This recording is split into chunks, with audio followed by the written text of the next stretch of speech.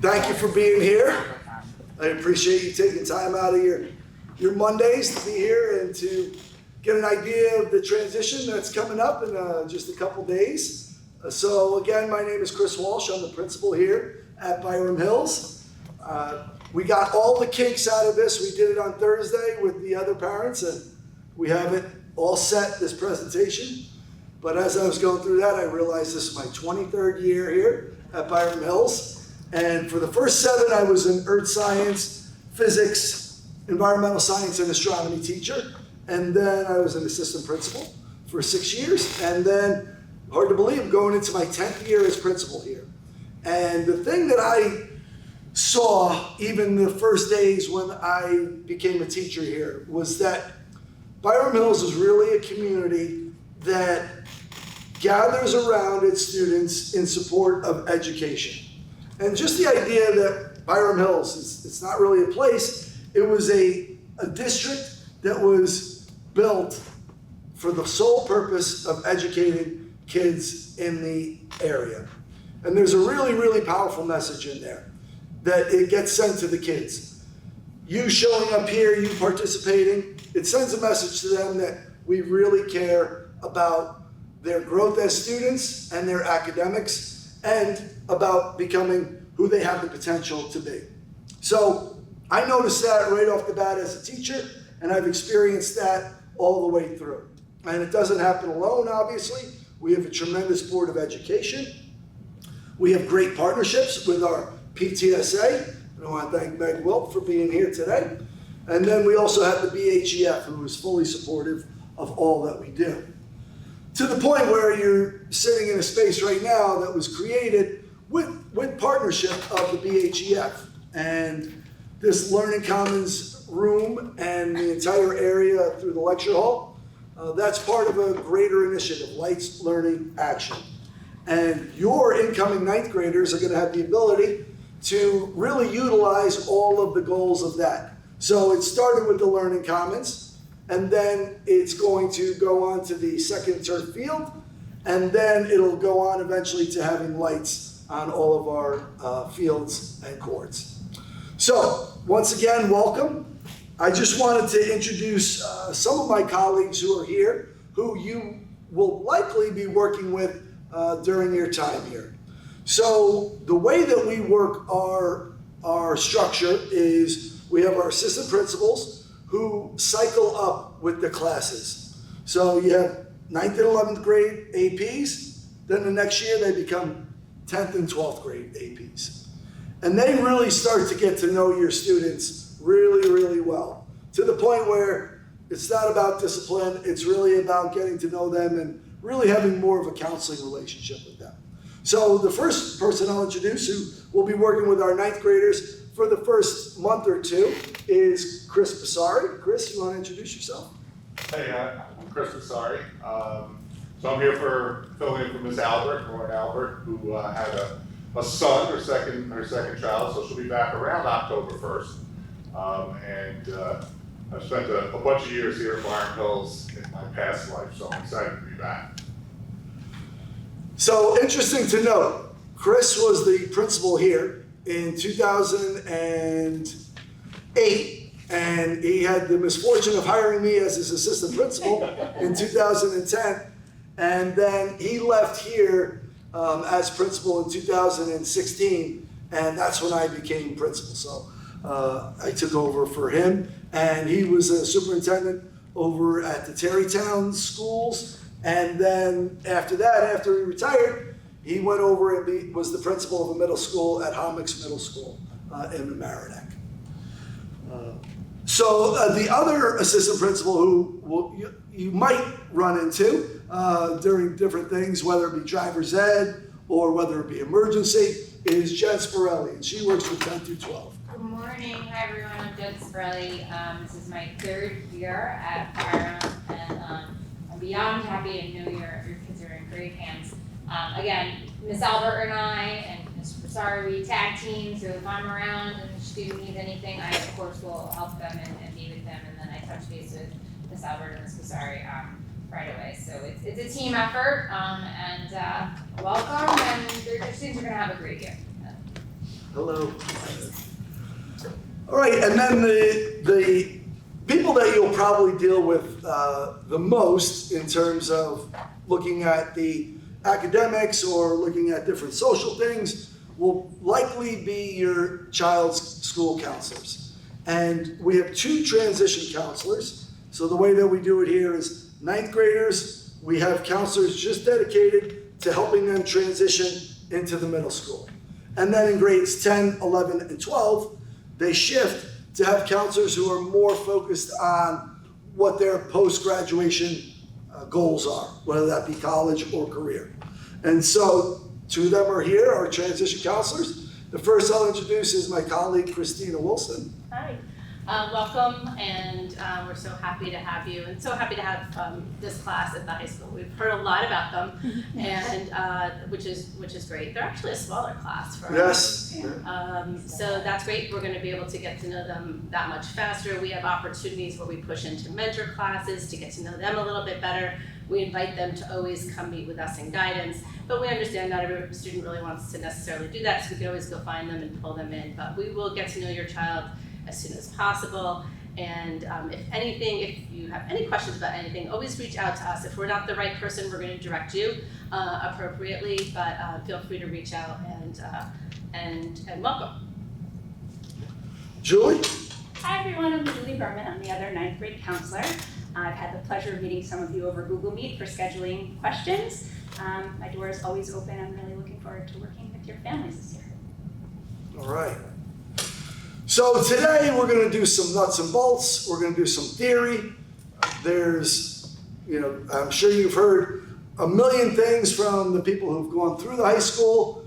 What I can tell you is that by the end of the first week, if you ask your child about anything at the high school, they're going to roll their eyes and act like they've known it for years. But we'll be able to answer any of your questions, hopefully.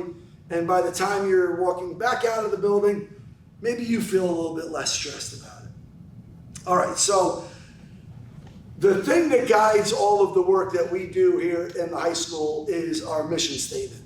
And it's something that we try to live in all of our interactions.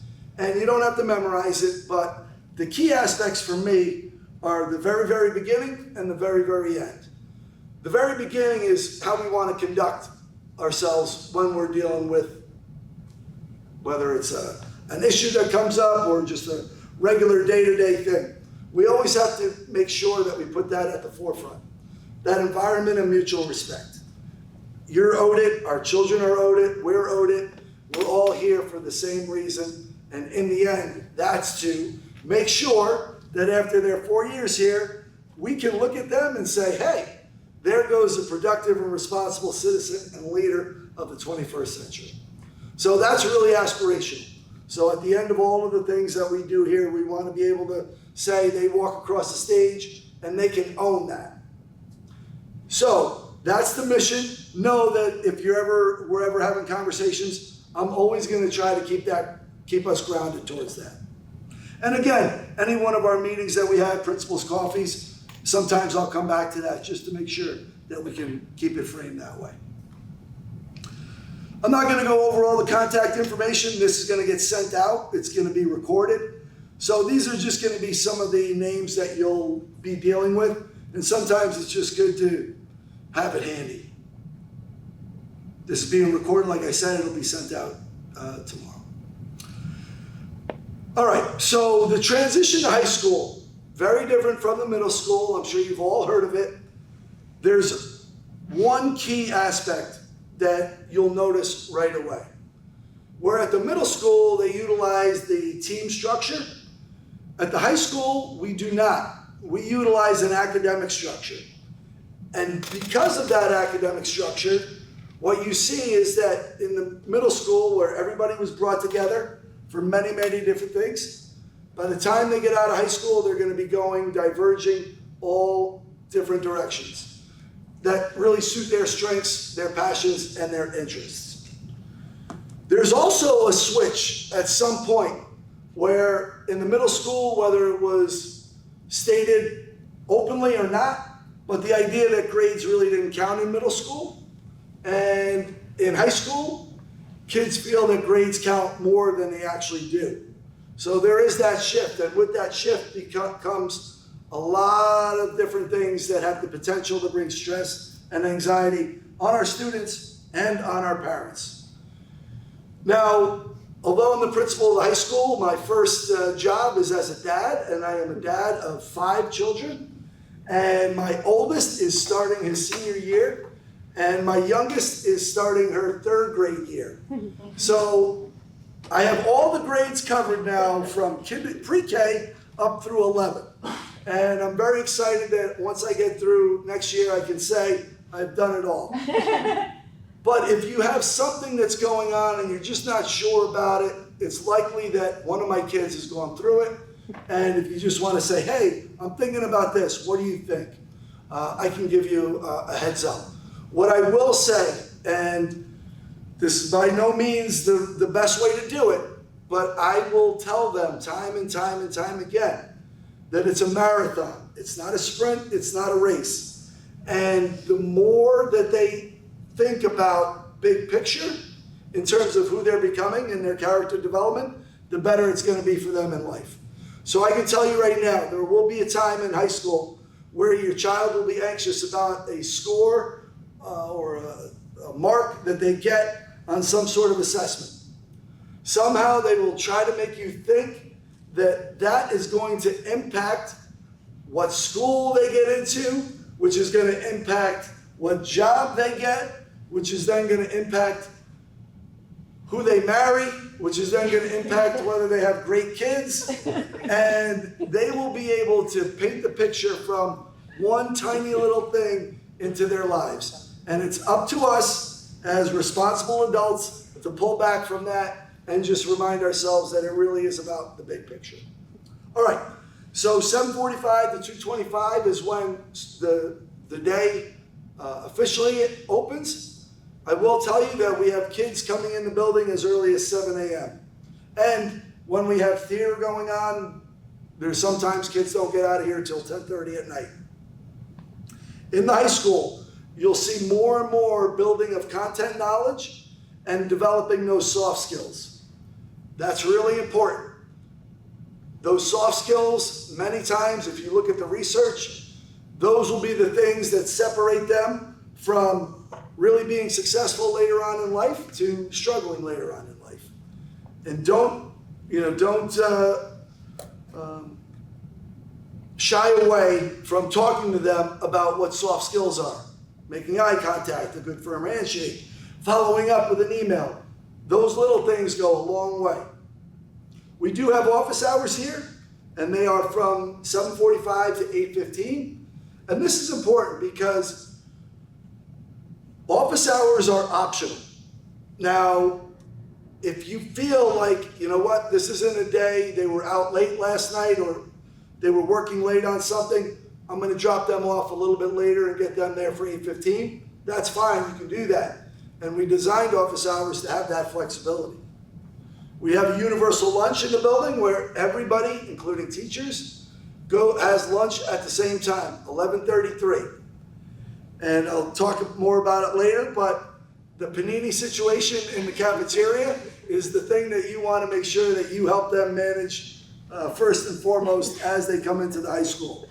So my recommendation for 9th graders is for the first month and a half to bring a brown bag lunch. And it's so much easier for them. They don't have to worry. I'm telling you, Byram Hills, we lead the nation in paninis. And I don't know what it was, but whether everybody was making grilled cheeses for them when they were growing up, but now they have to have that panini. We only have 4 panini machines for 700 kids, so you can do the math. And they could go into the cafeteria and get a regular lunch, a cold lunch, but if they want a panini, sometimes our 9th graders are going to wait as much as 20 minutes. And we have a 43-minute lunch. Over the course of my 23 years here, looking at things that were consistent with those kids who we would look back on and say they were really successful, these are the things that are consistencies. Number one, those kids are just kind. They're kind to everybody. They're not out angling. We've all seen the movie Mean Girls, right? Those are in the old 80s movies with the bully and the John Hughes films. Those kids do not do well here. Those kids are the ones, over the course of time, you see them start to not be shunned, but they really don't have those groups that we would like them to have. But those kids who are kind all the way around, you can see people are drawn to them. Prioritize sleep. The American Medical Association tells us that kids in this group should be getting 8 to 10 hours a night. And when I say that to the kids, they all laugh and chuckle. None of them are getting 8 to 10 hours a night. When we did a survey, and I'll go into it a little bit more, a couple years ago, our kids were only getting an average of 6 hours and 15 minutes a night. We've done some things and we've gotten it up to 7 hours a night. But again, we want to make you be a partner with us in helping get them to bed. Successful kids, they keep their cell phones out of their rooms at night, and that goes for other digital enabled devices. Those blue and red lights blinking, they're not getting quality sleep. They have to learn how to talk to teachers, and when they do that, then they can start to talk to all adults. So teachers are not going to say, now is the time to come up and talk to me every day. They might have to be like, oh my God, I got to go into this office and, oh, Mr. So-and-so, do you have a second? And they have to develop that skill. And when they do that, we see that whether it's in the workforce or whether in college, they are going to be much more successful. And they'll be more successful here. Just going into the guidance office to ask the counselor for something, that's a skill. And it's all right for you to practice that with them, to model how those conversations would go. We want them to get involved in something after school because that helps them see school in different ways than they see if they're just going class to class to class. We have over 50 clubs and activities. There's something for everybody. And if there isn't, we allow the kids to actually create it. We have so many interscholastic athletics and different teams. We have a great thriving theater program. We have one of the region's best speech and debate programs as well. There are so many things for the kids to do that if they're going home on that bus every day or getting picked up, it's criminal. This is the time when they should be utilizing everything that we have to offer. We also, I mentioned it a little bit, those kids who are focused on learning, they're much happier in general. We can see the kids who are thinking about the next step, they're walking through the hallways. If they're worried about, oh my God, what's this going to do to my GPA? Their shoulders are slumping, they're tired, right? If they're mortgaging their time here for something that may or may not change down the line, those kids, we want to try to get them to shift the focus to be more about the learning. Again, this high school, in many ways, it's like the world's largest buffet. They can go in there, they can choose so many different things that look great, but we don't want them to put too much on their plate that either they're not going to finish or that if they do, they'll have a stomachache. So if they are thinking about 12 clubs, maybe have that conversation. It's probably not realistic that they'll be able to be fully engaged with all 12 of those clubs. Any system that they're using to complete their work is a great system here at the high school, whether it's writing something on a loose leaf piece of paper, sticking it in the pocket, and then bringing it back out. If that works for them, let it work. If they have to do work on through their cell phones or their calendars, and they have a really precise, accurate system, and it works, that's great, allow it to happen. But if they are not able to complete their work because they're missing deadlines or assignments, or they forget about it, that's when we really have to work together to get them a system that does work. And we have noticed, looking back to the pandemic, coming out of there, we noticed a lot of our students were lacking really solid executive functioning skills, right? You're rolling out of bed, you're putting on your computer, and you're getting to work. Everything was right there for them. It's not going to be like that now, and it hasn't been. So we'll work with them in a number of their classes. We've partnered with the BHHS, and our counseling department has put together an executive functioning workshop over the last few years. And any of those executive functioning skills that you can promote at home, that's going to help them.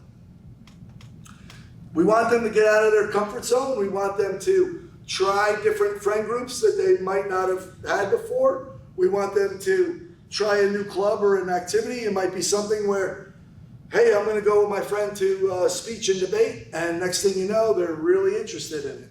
And we've seen those situations where kids just join up a club, and next thing you know, they're looking to go to schools down the line to support that interest that was developed there. And then finally, taking pride in Byram Hills. The old idea that what they put into it, they'll get back. And we want them to take pride in the school, take pride in this community. And we know that kids who do that, they have a better experience overall. All right, safety. We're a very safe campus, one of the safest schools in the country.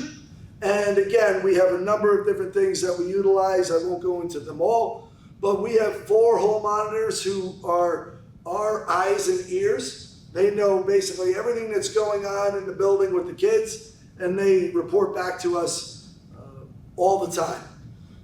During the school day, we have one entrance. It's going to be the main entrance. And so when you're coming here for the first time, even though we have you probably in the Raptor system, it's a good idea to just bring your ID just that first time so that we can get you scanned in.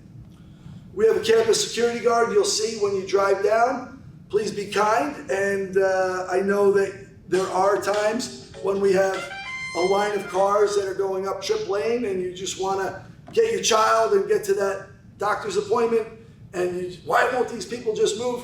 Just please, it's a very difficult job out there. He's moving around quite a few number of buses and cars, and just a kind gesture works well.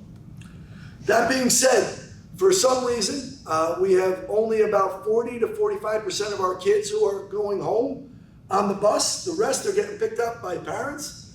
And in the beginning of the year, from time to time, we run into issues where the line goes all the way up Trip Lane, almost to 22. So I would encourage anybody who's picking up their child to wait until about 2:30 or 2:35. Then you can come down the hill without any problem. It is a closed campus, and we do that for their safety. The closest thing that they could get to would be Nick's, and that parking lot is not large enough. Seniors are the only students who can drive their cars on campus. We are closed. Jen Spirelli does our drills, our lockdowns, sheltering. We have a number of drills. We will be sending out notice to you before we do all of those drills. We have cameras all over the place. There's a very, very rare spot in the building that's not public, that is not covered by cameras. And the code of conduct kind of guides our discipline. That's available for you to look at. But we get the same sorts of things that we had in high school. We have a lot less fights, knock on wood. The things that we see here most often are the type where I'm still scratching my head. Kids cut class, not to hang out with friends, but to study for tests that are coming up. You're like, it's not even a fun way to cut. All right. Challenge Success is an organization that we've partnered with. It's out of Stanford. They look at schools across the country who by all measures are really successful. And they look at a number of different quantitative measures to figure out whether we really are successful. So we brought them in back in 2018 because, by all measures, our kids do really great on Regents exams, on APs, on SAT, ACT, college acceptances. But what we were hearing was that there was like a culture of stress. And so we brought in Challenge Success to look at it. And through them, we looked at 7 different categories of the overall student experience. That's academic engagement. So are our kids actually engaged in class, or are they just like doing school? How much work are they getting every night, whether that be from their homework or their tutors that they have on the outside or prep work for SAT, ACT? Are they involved in extracurriculars? Are our numbers going up or down? How much sleep are they getting every night? Do they believe that their teachers care about them? Do they believe that their parents have unreasonable expectations? And academic integrity. Are they taking more chances, cheating more, or caring less about that idea of honor in their work? When we looked at it all, we got the data back, and we knew that we needed to make some changes. And I really have to thank the BHHS for taking the chance and partnering with us on our work with Challenge Success, because it really wasn't like bells and whistles and big boom bang things. It was really about looking at programs. And we started with that data, and we looked at what can we do to improve the overall student experience here. So the first thing we looked at was our master schedule. And with that, we were able to say, you know what? Maybe we'll go from eight classes a day down to 5. And in that way, at least we know that there's 3 of those classes where the kids won't have homework. And that's going to bring down their workload. What if we put in an office hours to start the day? Everything about this is telling us that our kids aren't sleeping enough. Well, maybe if we put it in office hours and made it optional, those kids on certain days might get more sleep. And that's what it did. Kids were saying, you know what, we have 2 lunch periods. I want to just be with my friends during lunch. It's only 26 minutes long. I have to scarf down my lunch. I don't even get to hang with my friends. They're not even in my period. So we said, all right, let's look at lunch. We created a universal lunch, 43 minutes, and everybody is going to that lunch now. So there's no chance that they won't have the ability to be with their friends. We looked at different courses and said, well, what courses can we develop so that we can control the curriculum? Because we knew that a lot of the chances that kids were taking in terms of their academics was because we didn't control the curriculum and we had to race through it. So over the course of that time, we've had over 18 new courses that have been created for Byram Hills. So this work with Child Success continues, and if it's something that you feel like it interests you and you want to be part of, by all means, shoot me an email. We would love to have you as part of our group.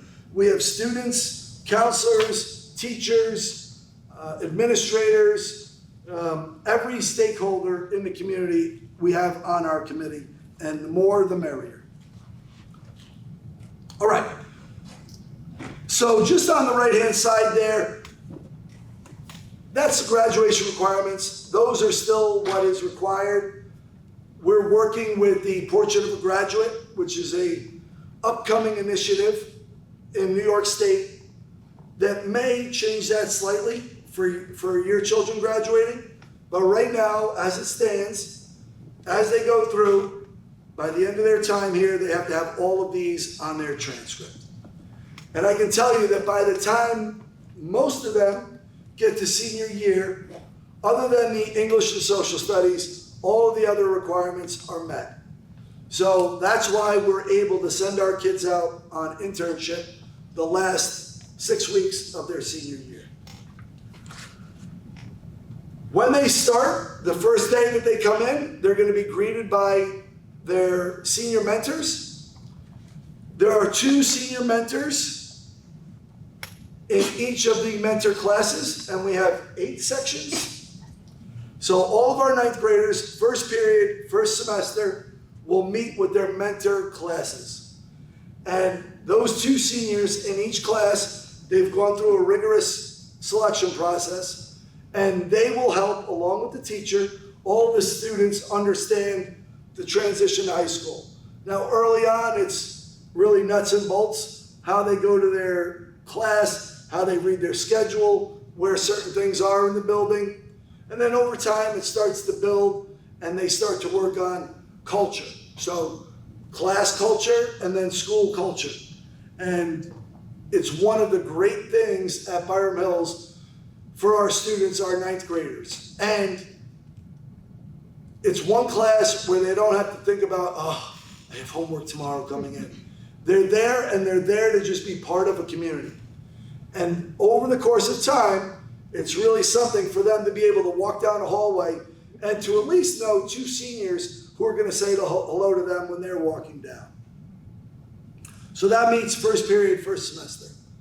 The building layout, it's like 3 long parallel hallways, 100, 200, and 300.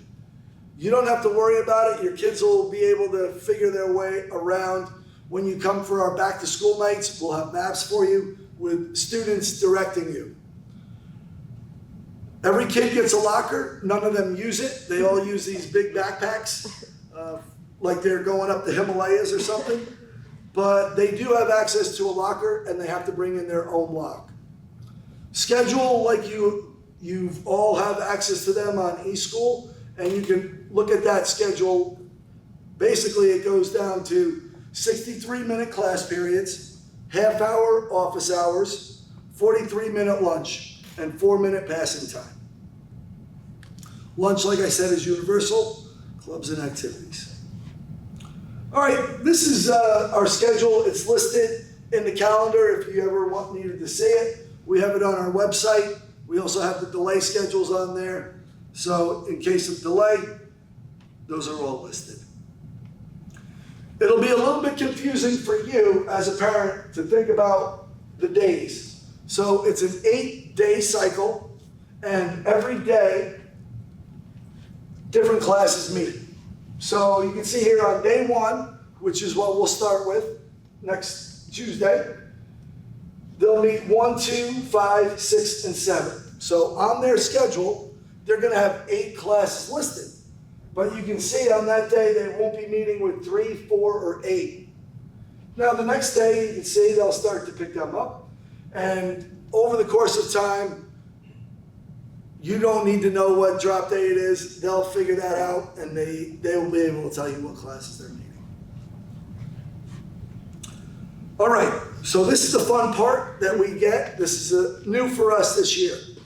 So Governor Hochul and the New York State budget, when that budget was passed, that meant that we were implementing a distraction-free school law. And that law basically just says that from bell to bell, so from the time office hours starts until the time they leave at 2:25, all internet-connected devices must be off and away, unless specifically being used by direction of a teacher or faculty member. So that means that their cell phones, all of their smart watches, tablets, Chromebooks, laptops, those are going to be off and away. For the most part, I don't believe that the incoming 9th graders are going to have much of a difficulty with this transition because it's similar to how they were in the 8th grade. Now, they will get pouches, and we'll allow them to keep the pouches in their backpacks or in their locker. And on day 1, those are going to be handed out, and then they're going to be able to put their cell phones in there and their watches as well. Now, you might be wondering how you're going to get in contact with them in case of an emergency. Just the way that our parents did back in the day, if you need them, you just call the main office. The main office will call directly into the classroom, and then those students will be brought down, and then you can speak to them there. In the office, they are allowed, provided they have a good reason to use it, to call home. So a good reason would be, you know what, the person who's supposed to be home is not going to be home. I need to figure out if I need to get my siblings off the bus. Or my mom changed my doctor's appointment. I no longer have a doctor's appointment. Let me go down and see if I can go to practice now and when I'll be able to get my equipment. Those sorts of things, like, you know, when we have it, like, I just need to check in to make sure that they're okay. Those things are going to be more and more difficult to do because this law specifically states that that's not a purpose of this.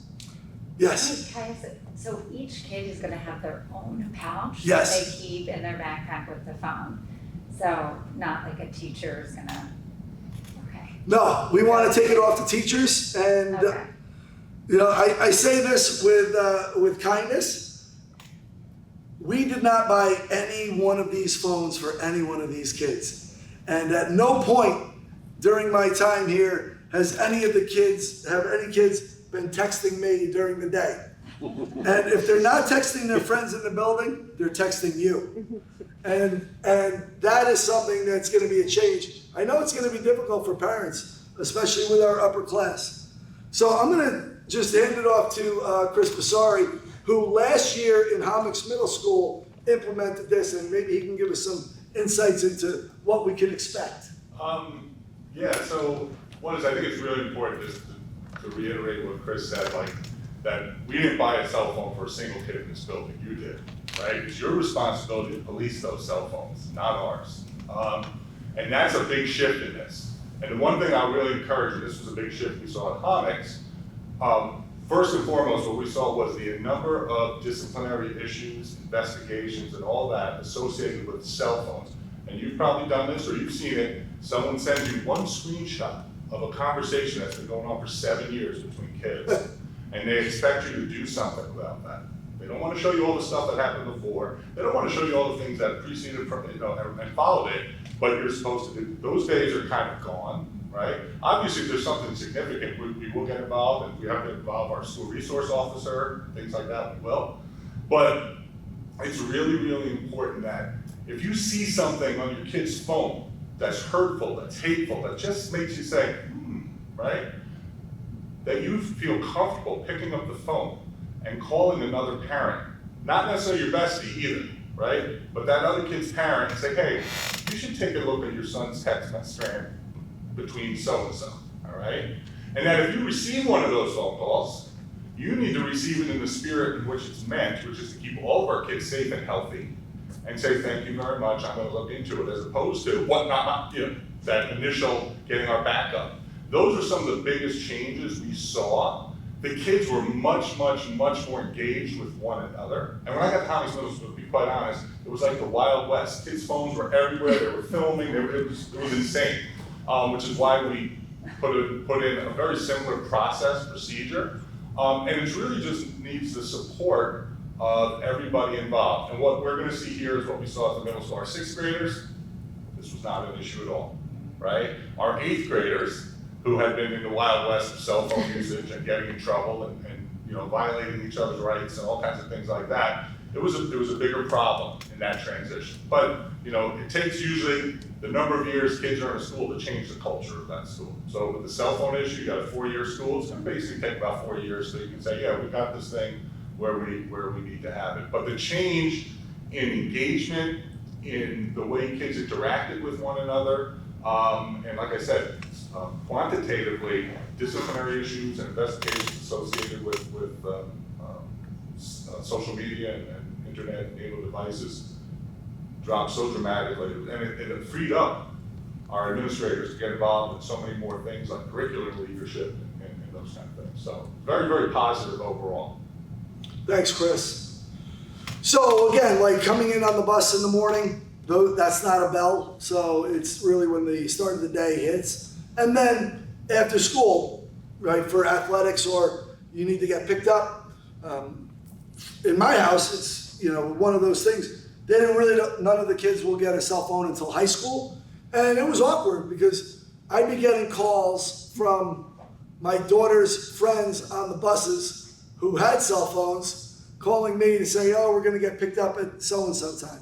But again, like, what does it save? Maybe 5 minutes, 10 minutes? I'm all right with, with the changes there. So, although I never like these things to be done through laws, because I think it's kind of trying to legislate common sense, I do believe that overall it's for the right reason. And hopefully if we can get our kids back to having meaningful conversations with each other, and they can interact in ways where they're making eye contact or they're not totally distracted by what's going on TikTok, that it'll be better in the long run.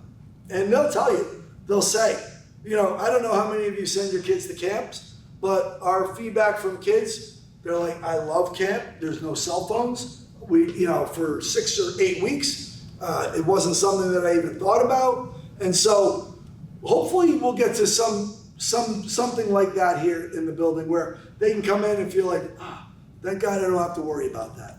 Yes. Sorry, so for an upperclassman who's studying for a test during lunch or has a free period, they can't use their computer to study? So if they have a faculty member who is saying, listen, you can study X, Y, and Z, they'll be able to come here to the library to do that. Okay. And whether that's on a laptop, it will not be on a cell phone. Okay, no, we're just saying. Yeah. Laptops are what we're gonna really be promoting They here. can come to the library to do that? Yes, yeah, Okay, during lunch. yeah. And, you know, look, we still have the bring your own device policy, so they can bring in their own laptops. We know that there's gonna be teachers who are gonna say, take out your laptops or your Chromebooks right now. I want you to look at the Google Classroom. We need to update it. So we know, I really don't worry about what's going on in the classroom because the teachers are there, they're managing it, they've done that already. It's really during passing time, lunch, and free periods where we're really gonna be managing them. Okay, so during a free period, you'd be able to work in the library? They would be able to work, Laptop. yes. And look, it's gonna be a little bit more of policing on our end, but we really wanna make sure that we are encouraging them to use it for what it's intended. Yeah, I'm just thinking of a junior who's studying, Yeah. needs to do stuff during that free period. Yep, yep, that's important. So we never put in these things to get kids in trouble. We always do it as a way to help them. And in the long run, at the end of it, we want to look back and all of those things that we've done to support them. Hopefully it gets them to a better place. We do understand that we are in high school and it's going to be appropriate for them to challenge and push the boundaries. And if we said, oh, we have this law and then did nothing about it, then they're going to be walking around like we are with our cell phones out. So I'm just going to have Jen just speak to sort of the ramping up and the levels that we'll have when we do have kids who challenge it. Sure, so it's also about developing habits, right, and those social interactions at lunch, and we would just, last year some students sit around the lunch table, and it's eight kids sitting at the table, and their heads are just down. One hand on that burrito, one on the phone with the thumb, and then every once in a while they'd look up and see each other, and it was just kind of like a crime to all of us to see that. So we are looking forward to an environment where it's not, but it is also about developing those habits and getting out of your comfort zone to have those interactions. So for students that, well, first off, the first week of school, we're starting on Tuesday to Friday. We're not following any of these referrals or any consequences or anything like that, because we are just about developing the habits, making sure everybody has their pouch, they have use of their pouch, and they're getting accustomed to it. We'll remind them and say off and away, off and away, off and away, and have them do that in front of us, but we're not following through. So you won't be getting any emails from us the first week of school. Starting the second week, if a student does not follow the policy and it is not off and away, the first thing that they're going to do is the staff member is going to take their device, turn it into the main office, and you will get an email from us saying your student had their device out. This is their first time. It's a warning. Please have a conversation with them at home, and the student will come down to the office and pick it up at the end of the day that it was taken. So they have it. So it kind of is the main office is just acting as their pouch, so to speak. If it happens again, because we're going to be keeping track of who does what and when, that's kind of the second offense there. They'll get an email again saying you parents, will get an email again saying your child had their phone taken away in English class, it was out or in the hallway, whatever the description is. Please have a conversation with them, and they are on cell phone restrictions. And what that means is that 1 week, 5 school days, they won't be using their pouch. They're going to be using the main office as their pouch. So they'll put their cell phone in their pouch, but they have to turn it into the main office in the morning and pick it up at the end of the day. So we're trying to develop that habit, separation of that, and take away that, that need for them to check their phones or take it out. So that's for a second offense. they're on cell phone restriction. We collect their cell phone in their pouch for 5 days, but again, they're getting it at the end of the day at $2.25, so you can, of course, still need it. Third offense, we'll do the same thing. You'll get an email from us, but we're going to do it for 2 weeks now. So we're really. Now, if it happens a fourth time, we're going to have a parent meeting face to face, invite you in, and we're going to really discuss. We've been really patient. We've been really trying to help them develop this habit. We've modeled it for them, what's going on. And then things like following our code of conduct and any disciplinary actions might have to take place, which would be lunch detentions or after school detentions. But by that point, we're really going to be communicative with you and find out what the problem is. So thanks, Chris. This is the pouch. Everybody's going to be getting them. We're in the process of numbering them. It'll be their graduation year and then their number as a way to make sure that it's theirs. And so where other schools are using a magnetic version of this, that gets a little bit tricky because it requires a staff member to actually get them plugged in. And we know that kids are savvy enough to figure out how to use the magnets to open it. It is what it is. It's just a Velcro. That's going to be, it sounds like nails on a chalkboard now to teachers. So they'll put their cell phones in there, off and away, and they'll keep that in their bags. And then, end of the day, pull it out. So this does not stop the electronic signal from going through. That's why it needs to be off. And if I were you, I would just go back to your house, and if you have any old phones that are just lying around that were not traded in, get them and keep them in your room, because we know that kids are going to try to put burner phones in these, and then they'll just have their active phone somewhere else hidden away. So watch the burner phones. An interesting, I don't know if it's a loophole, but they are allowed to have flip phones that cannot connect to the internet. So those old flip phones or, with the antenna, they can bring those in, they can use them. And yeah, I don't know. It was cutting edge back in the day, but now that seems like a punishment. So again, bring your own device. We do allow that, and we will have teachers that will direct them how to use those devices in the classroom. Sorry, what happens? Yes, go ahead.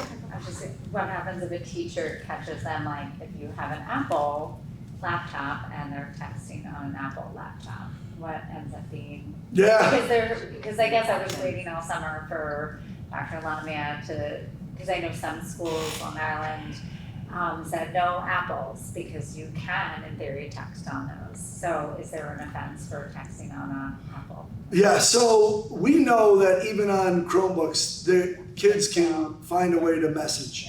Okay. I think what we're doing, right, is that if it's intentional and whether it's in the classroom, we know that they're only going to have those out when they should be doing other work. So just like when we were in high school and you were supposed to be doing an essay and you might have been writing a letter, right, a note that you were going to hand off, those things we know are going to, like if we look at the percentages, it's going to bring it down to a drip about, 1% of what we used to get. So yeah, those things will still be there. I think those are conversations that we have with the kids. And if it becomes like egregious, then yeah, that's something that we're going to have to take from them. But we hope we don't get there. So one of the questions I've gotten from a couple parents is effectively like if the school was going to assign Chromebooks, buy Chromebooks for every kid, which we're not, but if we were, then every kid had a school-based computer, they could have it out anytime during the school day because it's not personal, is the theory, based on the law. So some parents are already using the school computers, they have the kids get them. They wondered if that would be like a loophole to it, if their child having a school computer could have it out whenever. No. So No. I said, I don't know how they would police that, but No. And again, like we do have a bring your own device policy. So that's a Board of Ed policy, and they know that this policy, that this law has to dance with that. As far as I know, they're not interested in removing that policy. So, but no, there's no loopholes in that. yeah, I think it goes to the question that was asked. Really, a lot of kids are very often on their computers studying, doing work between classes. So, and this is only so big of a space. So I think that's the concern. Yep. Yes. separate from the conversation of technology, just as a new parent, how is it like Chromebook versus Apple? Like, I didn't know. So we have that. around 200 kids every year will take out a Chromebook and they'll return it at the end of the year. So they have the ability to come in and reserve that Chromebook. So it all depends on really what they want for it. I guess in terms of like being just from a pure like student standpoint, like is the Chromebook satisfactory? Is it something, or is it like it really is a benefit to be able to have a different laptop, just to know what's necessary in terms of? Yeah, so I think it depends on, like, if you're a student who really wants a lot of functionality on it, then maybe you want to look at something outside of it. But for what we utilize, so many of our teachers utilize the Google Classroom. Chromebooks are perfectly fine for that, for what they need.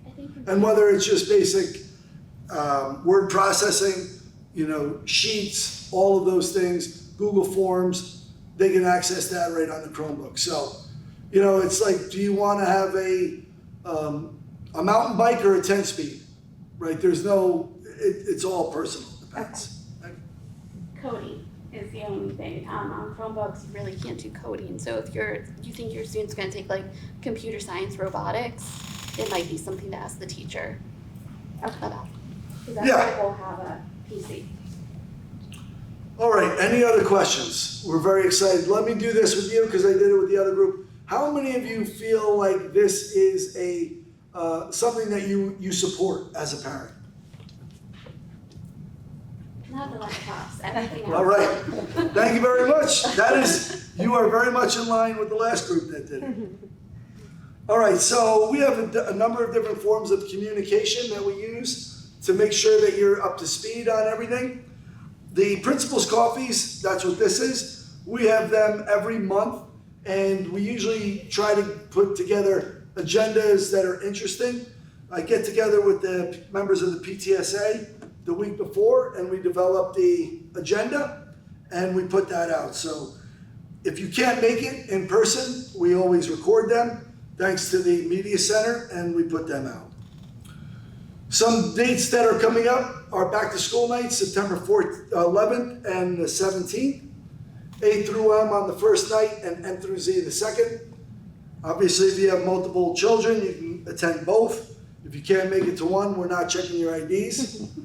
We're not making you put your cell phones in these pouches either that night. But we do have individual parent conferences on December 4th, and that's a point in the year where the teachers have a really much better understanding of the individual characteristics of your student. The high school homepage, we have a lot of updates on there. District calendar, if you look at it, we are the school that's in blue. So anything that's up there in blue, that's us. And if there is a change to it, I try as best we can to send out a Parent Square blast. Community handbook, that's a really good reference. Like if you wanted to know about academic questions or process for advanced classes, or there was something with discipline, the community handbook has it all. Focus newsletter, this is a great way. If I was to tell you, all right, you know nothing about Byram Hills and we need you to learn about it. If you go back over the last year and a half of our focus newsletters, that would really create an idea, a better sense of who we were. So those focus newsletters go out every 2 weeks. We do use Parent Square, and please open them. So I know some people have a digest that it comes once a day. That's a good idea. If it's something that I feel is urgent, I'll override that and push that in. Spectrum is the district newsletter that comes out quarterly, and those are like the big picture things. Like I said, Media Center, they do a great job of trying to keep us connected to the community. We have the electronic sign as you come down the hill. I love this sign, and that was a gift from the PTSA 6 years ago. Morning announcements, we put them out in email, and then we also have a student who announces them. A lot of times there's important information there. And then in the classroom, our teachers, for the most part, will primarily use Google Classroom. Again, we have so much support for our students. None of them are out there on their own. Any issues that come up, I always push it back first to the relationship between the student and the teacher. 99% of all problems that come up can be dealt with between the teacher and the student. And it may take you role-playing that conversation, if it's a difficult conversation. And get in the role, have fun with it, but help them get comfortable having those conversations. If you have like just a question overall, I'm not sure going into, the break, what should we really be doing? Should we be looking at AP classes? They're struggling in this class. What should we be looking at next year for their academics? Your counselor is a good stopping point. Just to give you a heads up on, you probably think it's unique to you, but they've seen it all. Our APs, they do a great job of getting to know kids and learning what their strengths are and what their opportunities for growth are. They are really good sounding boards as well. Hey, what is this? I'm not sure I'm hearing this at home. Is this something I should be worried about? They are two great resources. Our pupil personnel team, every Thursday morning at 9 a.m., a team of counselors, special education director, our assistant principals, myself, our nurse, our psychologists, our social worker, we get together for kids who pop up on our radar. And some of these might be very, very basic things. You know what, grandma just is in the hospital and it may have an impact on so-and-so. We just should keep an eye. Let's make sure the teachers are aware. Parents let us know that it's okay to share this.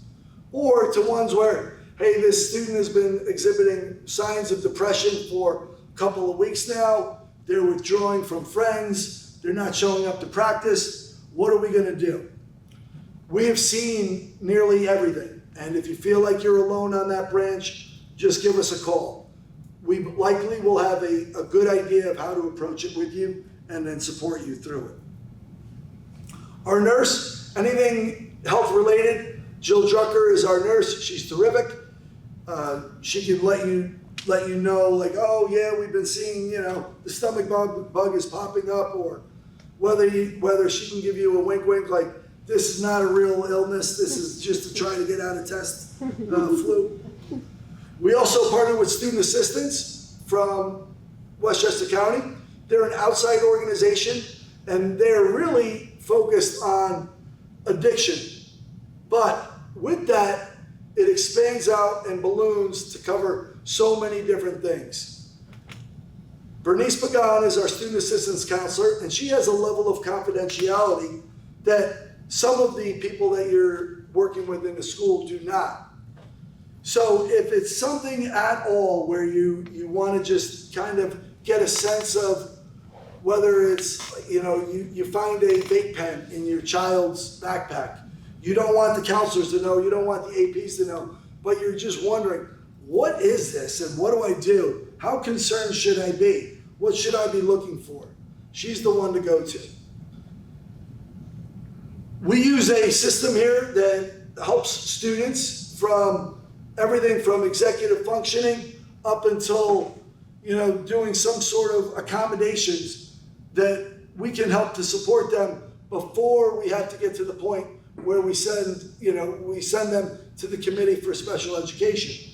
So MTSS stands for Multi-Tiered Systems of Support. There's 3 levels. And those 3 levels can be anything like a level 1 might be like, I'm providing a pencil for this student in class. To a level 3 where we're mandating that they go to office hours and work with this teacher specifically. So it's a way that we can support kids so that we can see there's a process in place and we're we're getting steadier and steadier, more and more supports to make sure that we're figuring out whether it's just an executive functioning or an organizational issue, or whether there's a learning disability there. And that really is a good support for parents as well, because it's no longer like, oh my God, this, I don't know what to do. I need to make sure that, we get them all sorts of accommodations. It's for us to give you feedback as well. I mentioned our home monitors, our aides, and our coaches, all great eyes and ears. They come to us with issues all the time. They're a lot of times the first to pick up when a kid is having an issue. We use chairs and directors in our academic model, and they get to know about students as well through the teachers and their conversations. Again, we utilize Google Classroom and that eSchool student parent portal. We use that to support you in your conversations with students. Now, I will say some teachers are better at updating that than others. What we try to do is to get them to update it at least once in that 8-day cycle.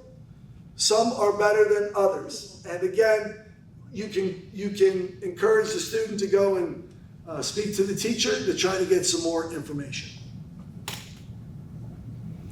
All right, again, people ask where can they eat lunch? They can eat lunch throughout the building, in the cafeteria, in the Byram Bean, in Bobcat Hall, in the library, as long as it's not on a blue carpet, like here, can't eat here. We have a beautiful new patio, and the patio up front. They can eat in the bleachers, or they can participate in intramurals, which is held in the lower gym. Again, we're asking if you drop off in that athletic circle in the morning, and then pick up in there as well. And then office hours, I'm beating it to a dead horse, you know the time. All right, that was all, and we do have 2 SROs who we work with through North Castle Police.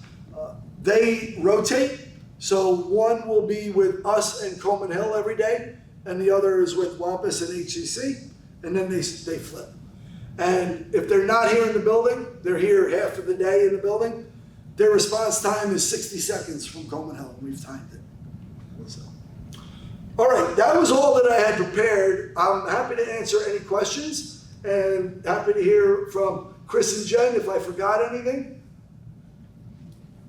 No, I mean, just for me, I've got 3 adult children and have done a bunch of different things at different levels, but the most important thing is really, and it's hard as a parent because you're anxious, you're concerned, especially if it's your first kid, or even if it's your 3rd kid, children are very different, right? So what worked for your first one might not be anything near what's working or not working for number 2 or 3.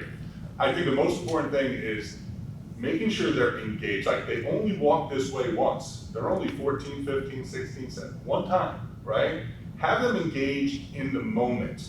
And you have to work on this too, right? Not always looking down the road, always looking to the future, always worried about what's gonna happen in a month, what's gonna happen 4 years from now, college, all of that stuff. Have them engaged in the moment and never underestimate the power of struggle. Because as parents, lots of times have been guilty, right? Is we want to try to eliminate struggle from our kids' lives, right? But I want to paint a picture 4 years from now. Your kid is off in college. A lot of people, you may have dropped off older siblings in college, and they're 400 miles from home in a dorm room with someone they don't know, and it's the first time they hit struggle. Or would you rather have them struggling while they're walking into your house every night, where you can talk to them, where you can coach them, where you can come and visit with the teachers and work with psychologists and all these different people. And there's a community of support that already exists because your friends and neighbors are watching out for your kids, hopefully, right? They usually are. But really, really working to be engaged in the moment and not shying away from struggle, but supporting your kids through that, I think is really, really critical. That's like some words of wisdom, not just as an educator, but as a father who's had kids, struggle in a variety of different ways. I would just share Thanks, Chris. that 3 years ago, I was new here, working in other districts in Westchester, but just really truly loving Byram Hills and the high school because everyone here is looking out, wanting success and happiness for your kids. And I am so proud to continue working here and hope to retire here because it's just everyone is so aligned in that and we really want success. So it just takes a phone call or an email to anyone and we will work with you. And that's one of the reasons I really do love this district. And you're here, so I know we're preaching to the choir, and thank you for being here. Any questions? Yes. Have you heard of this app called Saturn? Yes. Calendar app, and how does that work? Yeah, so Saturn is used by all of our students. It's not school sanctioned. Okay. So I can't encourage people to do it. I know that it's like TikTok, right? It's a space where they can put down their schedule, they can see who else is in their class. Like the thing does almost everything. We do have a My Bobcat app, which does similar, but kids use the Saturn, but I can't encourage it. It helps them figure out what day it is in the cycle too. It does. That's a big part of it, so they check it early in the day. Like, I mean, throughout the day when they had cell phones, but now they'll have to do it before. But they can tell like Yeah. what day it is, because it is a little confusing in your first year. Once they're older, like they figure it out. You get old school binder and print out that schedule and put it on the back. It's some brown paper bags again. Yeah. Good. Good question though, yes. We hear, kids get Saturn, I know they use it, but it's not something that we promote here, so. Yeah, they would have VPNs, they have workarounds, we have really, really good internet filters here, but it's like an arms race. Whatever we put in, they find a way around it, or somebody else finds a way around it. So yeah, great programs, that we have here. I'm just thinking about our entrepreneurship program, Startup, where we had, students, they think about those things. They think about like, whoa, what needs do they have in the school? And like those programs like Saturn, those are things that they discuss in the Startup program. And that's a 2-year program. 2 years, you have 2 years till you have to decide whether your kids want to take that. Great question. Any others?